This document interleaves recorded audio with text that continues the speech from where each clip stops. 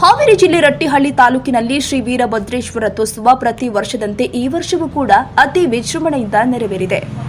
ವೀಕ್ಷಕರೇ, ಪವಾಡ ಪುರುಷ ಶ್ರೀ ವೀರಭದ್ರೇಶ್ವರ ರಥೋತ್ಸವ ಅಂದ್ರೆ ರಟ್ಟಿಹಳ್ಳಿ ತಾಲೂಕಿನ ಸುಪ್ರಸಿದ್ಧ ಪುರಾತನ ಇತಿಹಾಸ ಹೊಂದಿರುವ ರಥೋತ್ಸವ.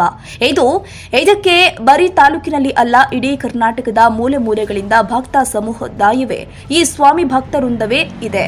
ಈ ಜಾತ್ರಾ ಮಹೋತ್ಸವ ಪ್ರತಿ ವರ್ಷ ಯುಗಾದಿಯ ಚಂದ್ರನ ದರ್ಶನ ಪಡೆದು ಸ್ವಾಮಿಯ ರಥೋತ್ಸವಕ್ಕೆ ತದನಂತರ ದೊಡ್ಡ ರಥೋತ್ಸವದ ಮುನ್ನ 5 ದಿನಗಳ ಕಾಲ ಆನೆ ಉತ್ಸವ, ಕುದುರೆ ಉತ್ಸವ, ಹೂವಿನ ತೇರು ಹೀಗೆ ಅನೇಕ ಬಗೆಯ 4 ದಿನಗಳ ಕಾಲ ಸಣ್ಣ ರಥೋತ್ಸವ ಜರುಗುತ್ತೆ. ತದನಂತರ ಶ್ರೀ ವೀರಭದ್ರೇಶ್ವರ ಸ್ವಾಮಿಗೆ ಭಕ್ತ ಸಮೂಹ ಎಡೆ ಕೊಡುವ ಕಾರ್ಯಕ್ರಮವನ್ನು ಹಮ್ಮಿಕೊಳ್ಳಲಾಗುತ್ತೆ. ಮಾರನೇ ದಿನ ದೊಡ್ಡ ರಥೋತ್ಸವ ಪ್ರಮುಖ ಬೀದಿಯಲ್ಲಿ ಸಂಚರಿಸಿ ಗುಗ್ಗಳ, ವಾದ್ಯ ಮೇಳಗಳ ಹಾಗೂ ಡೊಳ್ಳು ಕುಣಿತಗಳ ಮೂಲಕ ಶ್ರೀ ವೀರಭದ್ರೇಶ್ವರ ರಥೋತ್ಸವ ಹರ ಹರ ಮಹದೇವ ಎಂಬ ಭಕ್ತರ ಕೂಗಿನ ಜೊತೆಗೆ ಭಕ್ತರು ರಥೋತ್ಸವವನ್ನು ಎಳೆಯುತ್ತಾರೆ.